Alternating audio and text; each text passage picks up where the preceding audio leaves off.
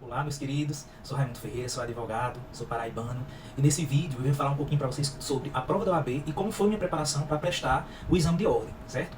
Para iniciar, eu quero já deixar muito tranquilo aqui o entendimento de que não é um vídeo técnico, não é um vídeo com palavreados difíceis, mas se trata de um vídeo curto, um vídeo claro, em que eu vou apresentar para você aquilo que eu não obtive à minha época de prova do exame de ordem.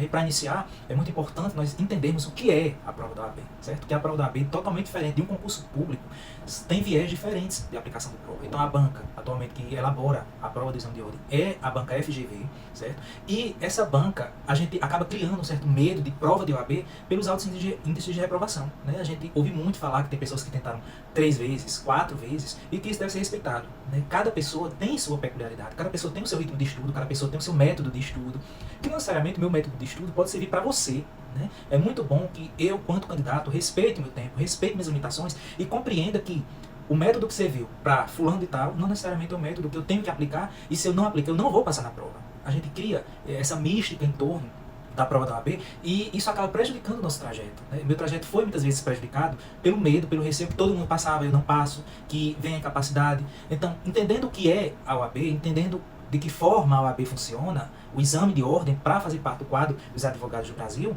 então a gente começa a perceber que eu me respeitar quando candidato e aplicar as técnicas e métodos corretos é o melhor caminho. Não é o grande segredo, né? Então nesse vídeo eu vou trazendo para vocês como foi a minha preparação, para que você possa ter um direcionamento, você que está perdido, você que ainda não sabe como começar, e de forma muito simples trazer acerca dessa temática. Questão de informações, o blog Exame de Ordem publicou que no 34º exame foram 124 mil inscritos, onde desse percentual de inscritos, 22,98% lograram a aprovação e a grande maioria, de 77,02%, reprovaram no exame de ordem. E isso já desperta em nós uma preocupação quanto candidatos a prestarem a prova do exame de ordem, de que nós não vamos passar, não somos capazes, porque o índice de reprovação ainda é muito alto, né? E diante desse cenário das formações surge um desafio. Que desafio é esse? É como eu, quanto candidato, vou conseguir passar numa prova dessas em que a grande maioria dos candidatos são reprovados, né? Eu tinha esse medo me travava nos estudos, me travava na resolução de questões, e isso foi um grande vilão na minha preparação para essa prova, certo? Então, é muito conteúdo, porque nós vamos ter 5 anos de curso jogados em uma prova, e essa prova, esses 5 anos de curso, vão me cobrar desde filosofia do direito até direito constitucional. É uma prova que tem 2 fases, porque a primeira fase é uma prova objetiva, com 80 questões, e a outra, se eu passar, eu vou me submeter a uma outra prova que é a subjetiva. Então, uma extensão de conteúdo surge como uma ideia de desafio para o candidato, e esse desafio impõe um medo e acaba bloqueando na sua preparação para prestar a prova do exame de ordem. Então foi que eu primeiro comecei a fazer, tomar consciência de que o conteúdo é extenso, porém ele não é impossível de ser estudado e não necessariamente requer que eu estude tudo, desde o entendimento lá da filosofia do direito de Kant, a decorar todos os artigos da Constituição Federal, do Código de Processo Civil, do Código Tributário, não é bem assim, certo? Então, é muito interessante nós vermos que essa extensão, ela existe, porém é uma extensão que ela pode sim ser bem resumida, fazendo uma observação às questões da prova que já foram cobrados anteriormente. Então, dentro desse desafio de a gente entender e perceber essa extensão de conteúdo, eu comecei a analisar e ver que havia uma incidência de cobrança sobre a temática de direito constitucional na prova específica da UAB, não prova de concursos, em que era muito cobrado, por exemplo, controle de constitucionalidade. Então, sabendo que controle de constitucionalidade era um assunto muito cobrado, eu comecei a perceber que não era preciso eu estudar. Claro que a gente precisa dar uma lida na Constituição. Porém, para mim foi muito mais interessante perceber que controle de constitucionalidade era um assunto muito cobrado, então eu precisava dar mais atenção quando chegava no artigo de controle de constitucionalidade. Para a gente não criar uma falsa sensação de que não vai dar tempo de estudar tudo, certo? Não tenho condição de ter um bom cursinho que aborde tudo. Eu estou perdido, não sei por onde começar, e aí vem o medo dessa complexidade e de extensão de conteúdo, né? Então, diante desse cenário, dessa realidade, a gente vai perceber que as questões que são muito complexas começam a gente ter familiaridade com elas e começa a perceber que aquela questão é cobrada dessa forma. Então eu me preparo fazendo a questão, olhando o texto legal da questão, e que essa complexidade toda ela se torna algo mais simples, não necessariamente algo tão complexo, tão aprofundado, certo? Que o exemplo é, como eu citei para vocês, uma questão de controle de constitucionalidade lá do nosso direito constitucional. Então foi o que eu fiz. Analisei as questões anteriores, certo? Entrei lá no site da FGV, analisei as questões anteriores, e dentro dessa perspectiva eu montei mais ou menos a ideia de como eram cobradas, os artigos mais cobrados, assuntos mais cobrados dentro de cada disciplina, certo? E um grande vilão, um grande desafio que surgiu, para mim também, foi a questão da cobrança de terceiros, porque todo mundo quer comparar você a alguém, porque fulano de tal fez a prova uma vez e passou, ciclano fez uma prova, a prova da OAB 10 vezes não passou, e que é muito difícil, e a gente acaba trazendo como um estigma social pra gente que a gente não é capaz, que para ser bom tem que passar na prova da OAB. Claro que há também a imposição legal de que para advogar você precisa estar inscrito na Ordem dos Advogados do Brasil. Para isso você precisa lograr a aprovação no exame de ordem, né? Mas assim, esse desafio ele ainda é muito forte na preparação do candidato. Dentro ainda dessa questão de desafios, é interessante que nós percebamos, quanto candidatos a prestar a prova do exame de ordem, que o melhor método de estudar é aquele método onde eu me sinta livre para estudar, certo? Porque eu, Raimundo, posso ter um método que não necessariamente possa ser adequado para você. Ou o cursinho X, ele diz que o melhor método é esse, quando na verdade nós nos sentimos sufocados com aquele método. É muito importante nós nos conhecermos quanto pessoas que somos e respeitar também aquilo que é o nosso, como nosso tempo, nosso método de estudar. Você que tem dificuldade de concentração, deve perceber e ter o seu método, que não necessariamente é o meu. Você tem hábitos noturnos, os meus podem ser diurnos. Então, cada questão vai depender muito do candidato, é algo personalíssimo. E a minha aprovação depende de mim. Então, quando a gente se espelha muito no outro, porque o outro conseguiu uma pontuação muito boa, o outro passou de primeira e eu não vou passar, e eu não passei ainda, isso gera um bloqueio imenso, psicologicamente falando. Né? Gerou em mim também. Eu fiquei com trauma de prova da OAB porque no 8º período da faculdade todo mundo passou na prova e eu não fiz a prova porque eu tinha medo de não passar, e eu tinha uma carga de estudo muito boa, muito interessante, mas eu sentia muito medo.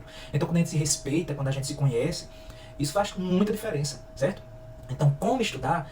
A melhor forma de estudar vai depender de você, sem imposição de terceiros, sem imposição do externo. Você não precisa estudar 25 horas por dia para a prova da OAB, sendo que o dia só tem 24 horas. E quando a gente nas redes sociais começa a perceber, começa a se comparar com as pessoas que estudam 28 horas por dia, sendo que o dia tem 24 horas, e a gente se acha não tão bom, não tão pronto. Eu não mereço, eu não sou merecedor, eu já pequei muito, eu não tenho condições de passar numa prova dessas. Quando na verdade, como estudar é muito pessoal, certo? Eu vou narrar para vocês como foi que eu estudei a nível de didática, para que melhore também esse direcionamento para vocês perceber de como você deve traçar esse caminho. Dentro dessas dicas de estudo, como estudei, narrando brevemente para você, eu fiz uma preparação da seguinte maneira. Primeiro, me respeitei. Eu preciso entender que eu, Raimundo, tenho um ritmo de estudo que José não tem. O cara não vai para a faculdade, o cara não frequentava as aulas, o cara passou de primeiro na prova da OAB, e eu que estudava tanto não passei ainda. Quebre esse estigma. É muito importante que eu me respeite quanto a isso, quanto ao meu tempo, quanto ao meu método. Então, como eu estudei? Eu comecei a ver questões da banca FGV na época, e dentro desse mundo de questões, que está disponível aí até no próprio site da FGV, você não precisa pagar para ter acesso a essas questões, eu comecei a ver e tentar entender como eram cobrados os assuntos, já que, como eu falei para vocês durante esse vídeo, é uma extensão de conteúdo imensa, né? São muitos conteúdos. Então eu primeiro me respeitei, entendi como eu deveria estudar, respeitando os meus limites. E fazendo essas questões eu comecei a perceber que, por exemplo, a questão de controle de constitucionalidade, ela caiu todas as provas de OAB que eu tinha visto. Então, foi importante que eu percebesse como era cobrado o controle de constitucionalidade. E, gente, eu sou uma pessoa que eu tenho um déficit de atenção imenso. Então eu precisava desenhar mesmo. Meu vadimeco era todo riscado. Eu tinha vários cadernos de rascunho, porque eu não conseguia entender se eu não desenhasse. Eu tenho dificuldade imensa de compreender.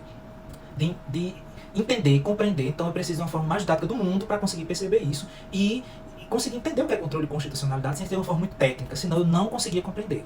Eram vários resumos, muitos desenhos, muitos mapas mentais que eu fazia, mas era o meu método. Se você consegue aprender por questões, faça questões e leia a letra da lei. É importantíssimo ler a letra da lei. A gente fazendo isso, a gente já vai estar 80%, 70%, 80% mais ou menos de caminho andado. E quando nós aprendemos a lidar com extensão de conteúdo, com um complexo de questões, com uma cobrança externa, e nós passamos a nos entender nossos limites, então a gente começa a se sentir, consequentemente, muito mais seguro. E segurança faz parte da fase de preparação para a prova da OAB. Não me comparar, não me julgar, respeitar o meu tempo. E se eu reprovei? Reprovei, é um direito meu. E se eu passei de primeira? Também é um direito meu. Sem me comparar, sem me colocar num julgamento que eu sou menor, que eu sou incapaz. Consequentemente, você estará mais seguro. E foi o que aconteceu comigo. Quando eu comecei a perceber que eu sou bom, que eu tenho conhecimento, eu só preciso encontrar em mim como aplicar esse conhecimento da melhor forma para essa prova, eu comecei, consequentemente, a me sentir mais seguro. E essa segurança traz também uma experiência, quanto pessoa, de me autoconhecer.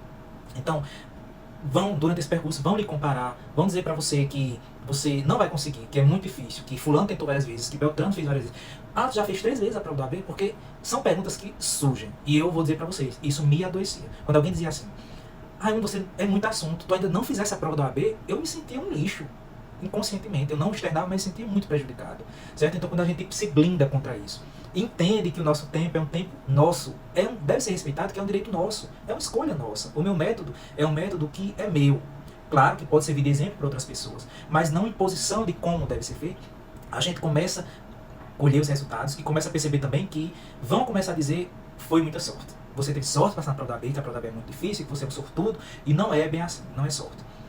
Claro que requer que você tenha um respeito e cumpra com aquilo que deve ser estudado, respeitando o seu tempo, uma disciplina, mas também é 90%, 95% de probabilidade de ser seu estudo. Então, apelar pela sorte não é tão interessante se você apelar somente por ela. A sorte é importante, mas não devemos depender exclusivamente dela. Eu tenho que entender que é uma prova que o gabarito não vai surgir de forma mística na hora da prova e cair em cima lá da minha banca eu fazendo a prova.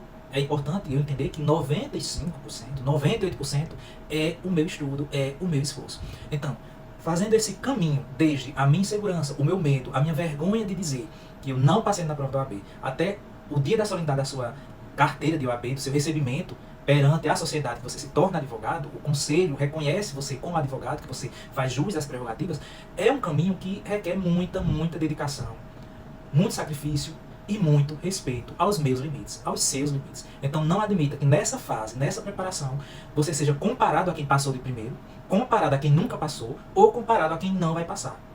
É algo personalíssimo. Então é muito importante o respeito, muito importante a fé, muito importante o treino. Leia a letra da lei, faça questões, repita essas questões que você já conseguiu fazer todas e com certeza você será um vitorioso, uma vitoriosa. E o intuito desse meu vídeo é expor para você aquilo que eu queria ter ouvido também antes, que eu não ouvi e que foi muito difícil, né? Mas eu consegui, mesmo com as minhas limitações de entendimento, de tempo, de falta de condição financeira, de ter bons cursos, ter bons materiais. Então, se deu certo, vai dar certo. Tem que dar certo. Você é merecedor tão quanto eu sou merecedor. Você tem seus méritos, você é uma pessoa grandiosa. Então, levantar a cabeça, tentar, se respeitar e depois você vai colher aquilo que você está semeando. Então receba meu abraço, receba meu respeito e estamos juntos nessa empreitada.